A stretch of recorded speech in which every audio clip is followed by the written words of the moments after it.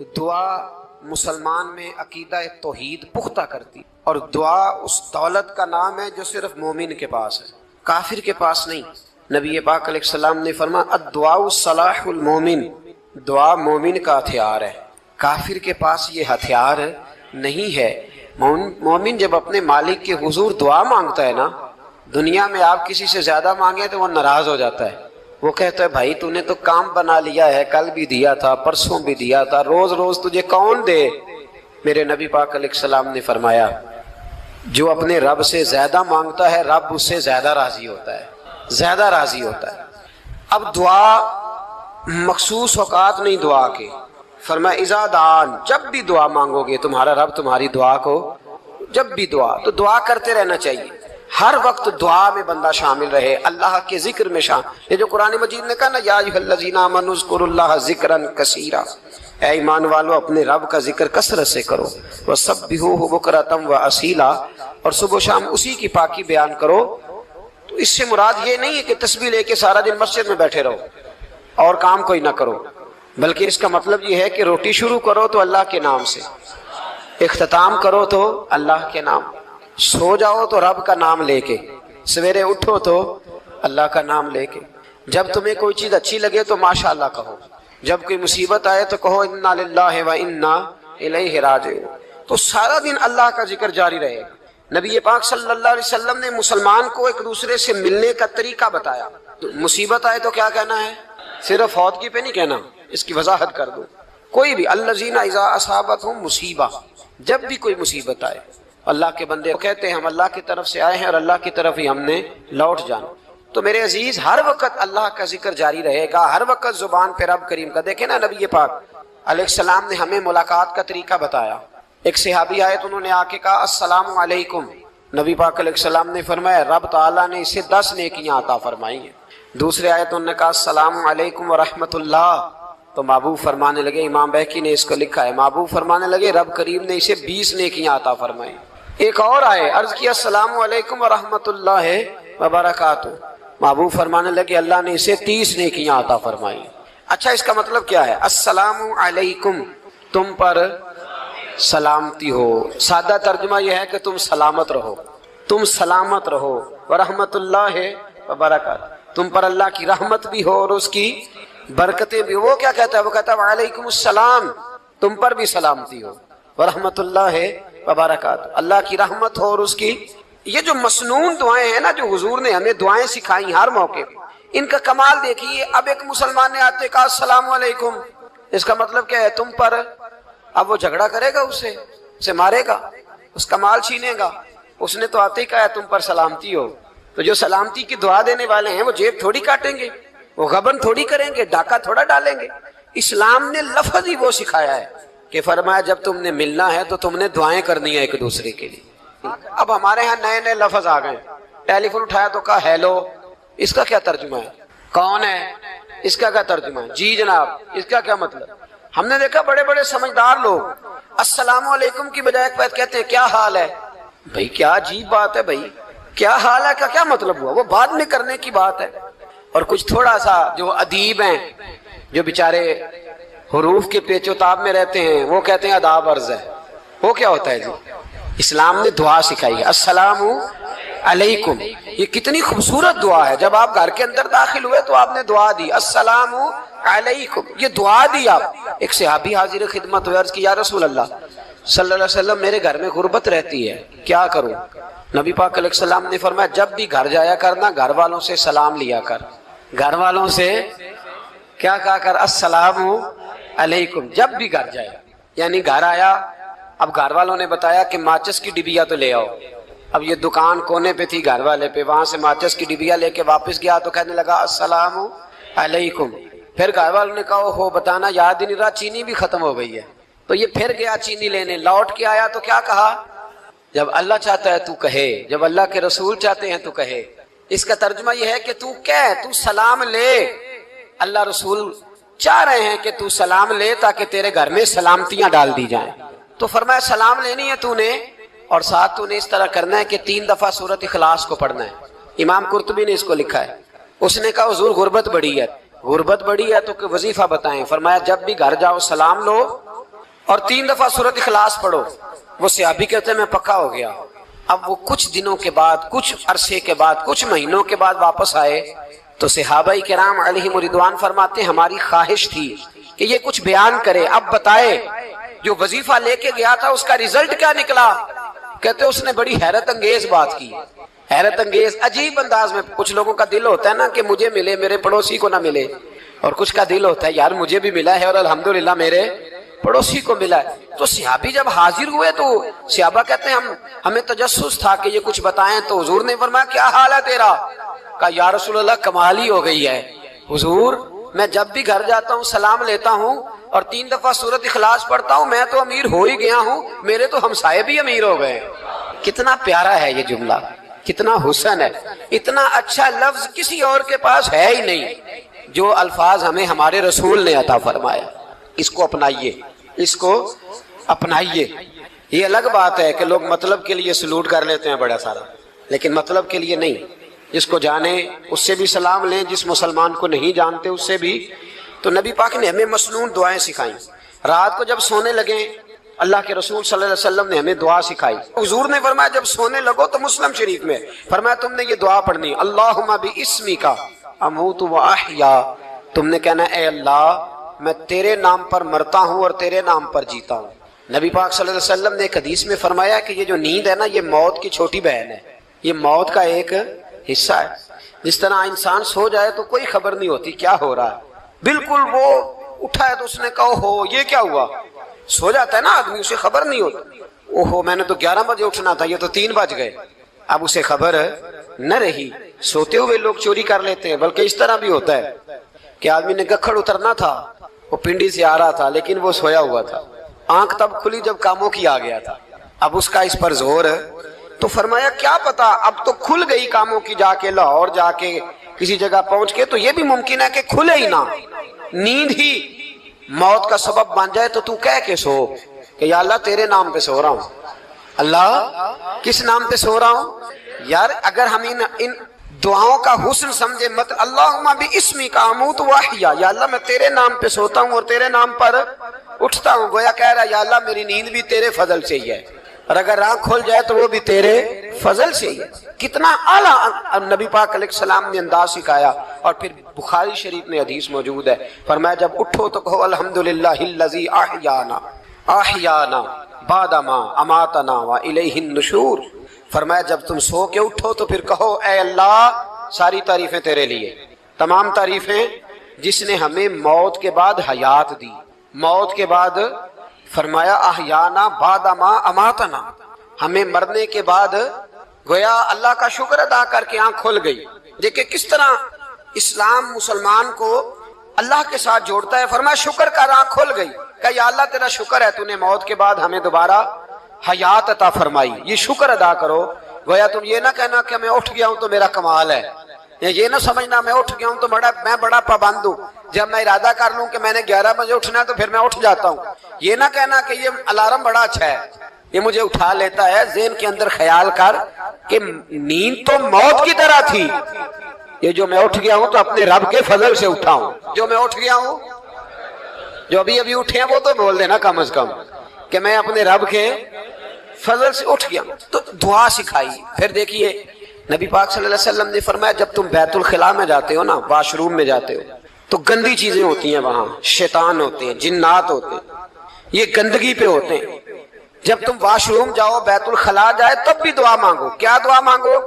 وہ دعا بھی نبی پاک صلی اللہ علیہ وسلم نے ہمیں تعلیم فرمائی اور بخاری میں ہے، کہا پڑھا کرو اللہم انی اعوذ بک من الخبث والخبائث، کہو اے اللہ ناپاک چیزوں سے میں تیری پناہ مانگتا ہوں، وہ نر ہوں یا مادہ ہوں، اللہ میں تیری پناہ مانگتا ہوں۔ واش روم کے اندر بہت ساری بری چیزیں ہوتی ہیں، جوان میری بات پر توجہ فرمائیں، وہاں بہت ساری گندی چیزیں ہوتی ہیں۔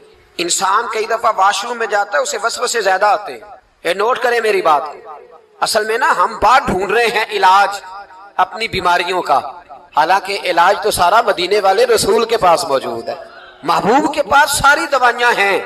تو نبی پاک علیہ السلام دیکھیں نا، انسان واش روم میں جاتا ہے اسے وسوسے آتے، برے خیالات آتے، وہ گناہ کی طرف کئی دفعہ مائل ہوتا ہے، تو کہا تو دعا پڑھ کے جا، اللہم انی आऊज़ बिका, या अल्लाह मैं तेरी पनाह मांगता हूँ, मिनल खुबुसी वल खबाइस, हर खबीस और बुरी चीज से मैं तेरी पनाह मांगता हूँ, वो नर हो या। यार कितना अजीम दीन है, कितना अजीम मेरे मुस्तफ़ा करीम का वो वाला दीन है। असल में अल्लाह करे बीए पास बच्चे को बैतुल खला की दुआ भी याद हो जाए, ऐसे याद हो जाए, और इसके माँ बाप समझ लें कि जवान हो गया है, अब हो सकता है इसकी तरफ शैतान हमला ज्यादा करे, इसे खराब करने की कोशिश करे, तो लिहाजा इसे दुआ सिखाई जाए ताकि इसको पहले से पता हो कि मैंने उस बेईमान से बचना किस तरह से। अब आप देखिए नबी पाक अलैहिस्सलातु सलाम ने हमें दुआ सिखाई मुसन्नफ इब्न अबी शैबा में। कौन सी दुआ? वाशरूम से निकलने की। अल्लाह अकबर, बड़ी जबरदस्त दुआ है, बड़ी जबरदस्त। आप यकीन करें इस एक एक दुआ पर एक एक पूरा बयान हो सकता है, एक एक। ये इसलिए नहीं मैं कह रहा कि मैं कोई आलिम फाजल आदमी हूँ, आप कहेंगे कि बता रहे हैं मैं बड़ा पढ़ा लिखा हूँ।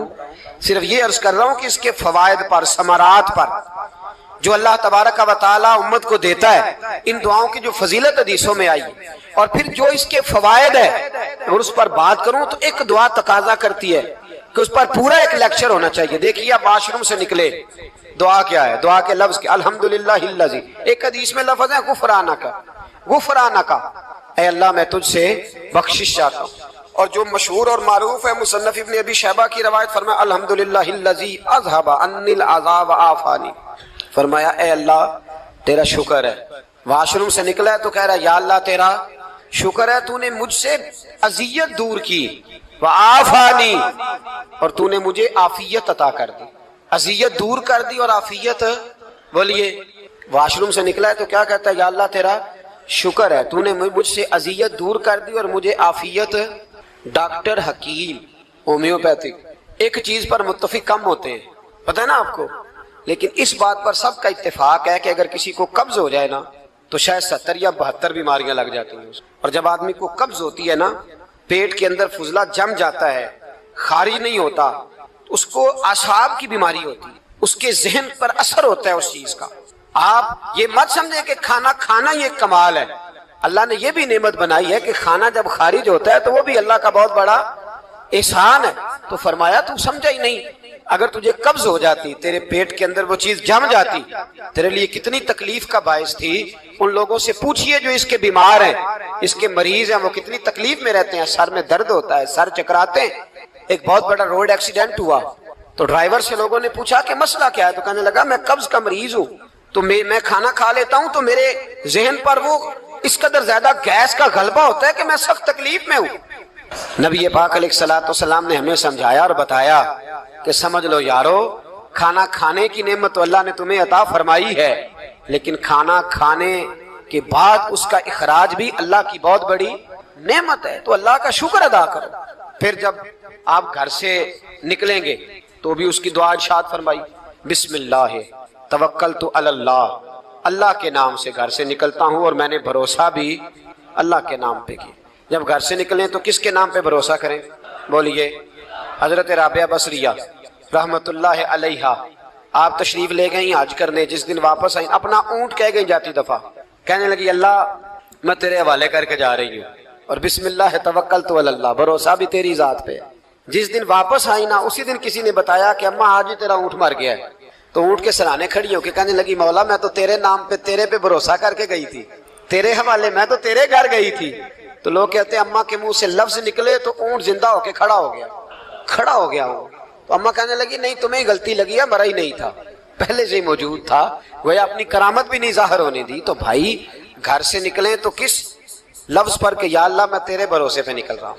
मैं इसके दो फायदे होंगे, एक तो आप अल्लाह की अमान में जा रहे हैं, अल्लाह की अमान में आ रहे हैं, और दूसरा जिस घर को आप छोड़ के जा रहे हैं उसे भी अल्लाह की अमान में दे के जा रहे हैं। तो कितना लज्जत वाली दुआ है जो नबी करीम अलैहिस्सलाम ने हमें सिखाई। अब जरा हदीस सुने खुश होके, देखें हुजूर ने दुआ सिखाई। फरमाया जब देख लो ना किसी को हंसता हुआ, क्या करता हुआ, माशाअल्लाह आप तो हंसने लगे, जब किसी को हंसता हुआ देखो तो कहा करो अदहकल्लाहु सिन्नक, ये दुआ ये बुखारी है।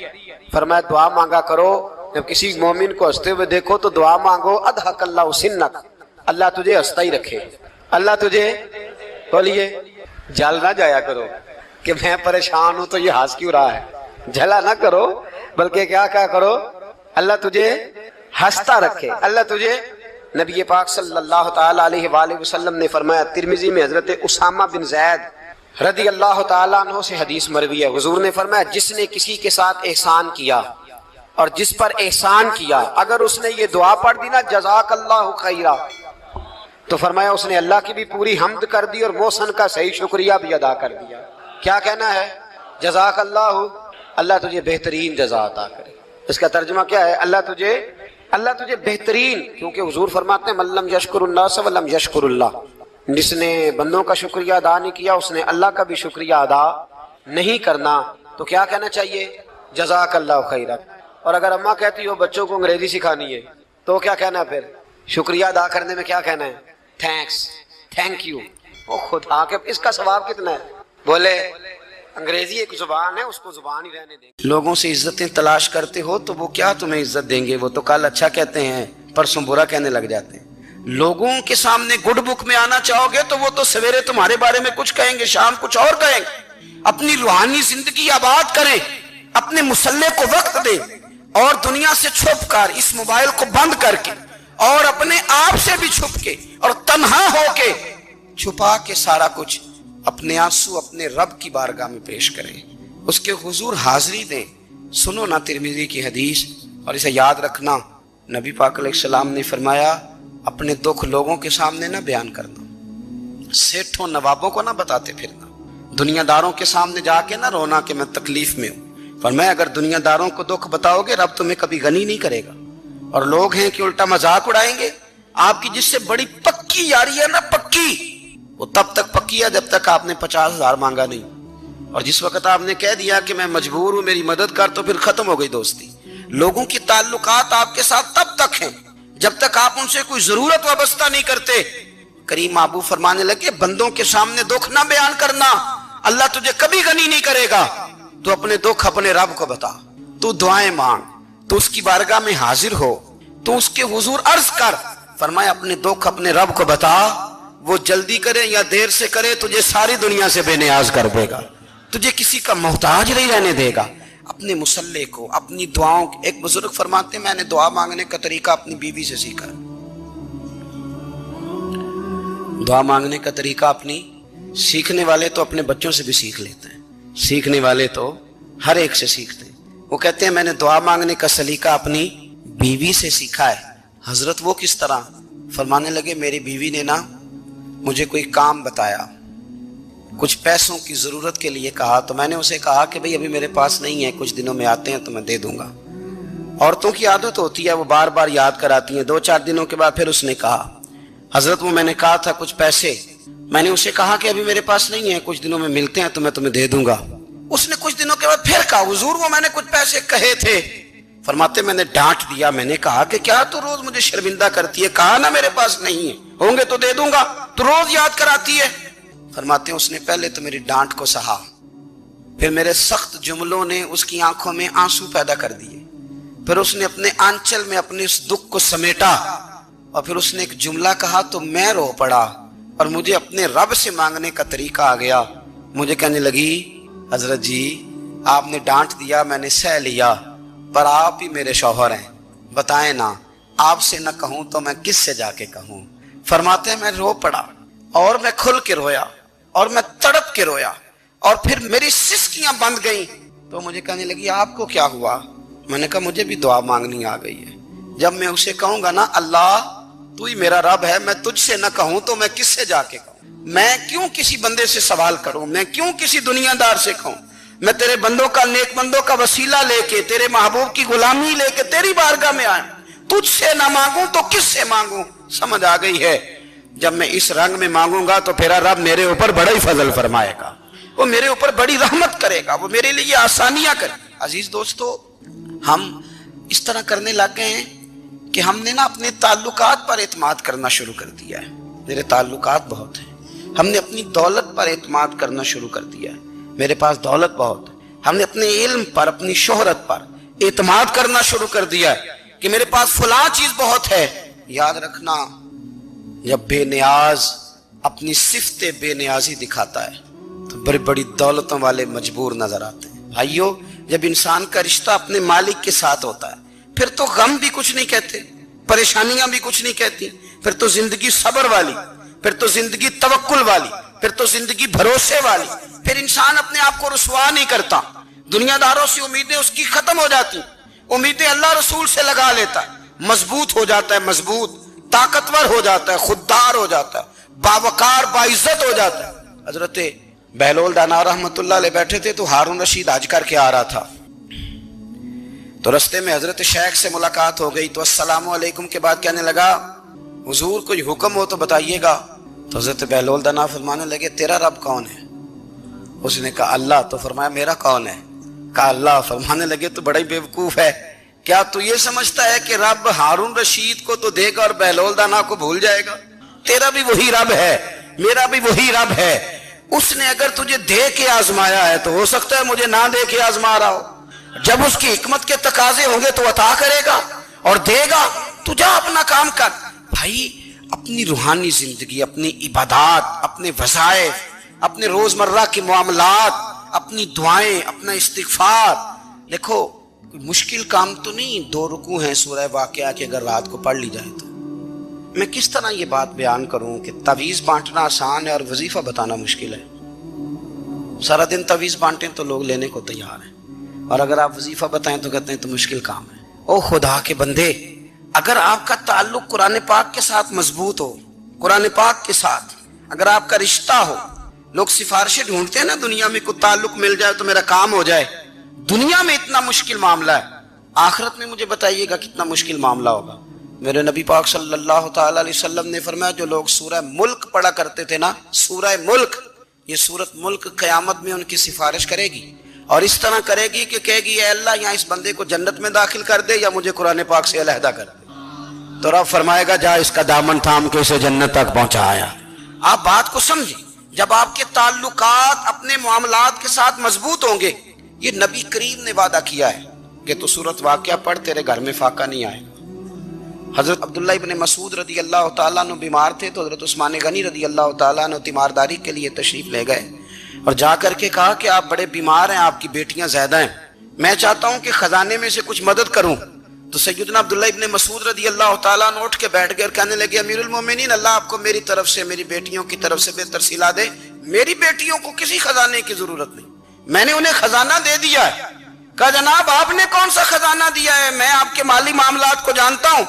تو فرمانے لگے امیر المومنین، میرے نبی کریم نے فرمایا ہے جو سورت واقعہ پڑھے اسے کبھی فاقہ نہیں آتا، میں نے بیٹیوں کو یاد کرا دی ہے، یہ خزانہ میں نے انہیں دے دیا ہے۔ وہ سارے والدین سنیں جو بیٹیوں کے لیے پریشان رہتے، حضرت عبداللہ ابن مسعود نصیحت کر رہے ہیں، فرمانے لگے میں نے سورت واقعہ یاد بھی کرا دی ہے، پڑھنے کی عادت بھی ڈال دی ہے، حضور نے فرمایا ہے جو سورت واقعہ پڑھے اسے فاقہ نہیں آتا۔ کہنے لگے چاند تو اپنی جگہ چھوڑ سکتا ہے، سورج گر سکتا ہے، تارے ٹوٹ سکتے ہیں، پر مدینے والے رسول کی بات غلط نہیں ہو سکتی۔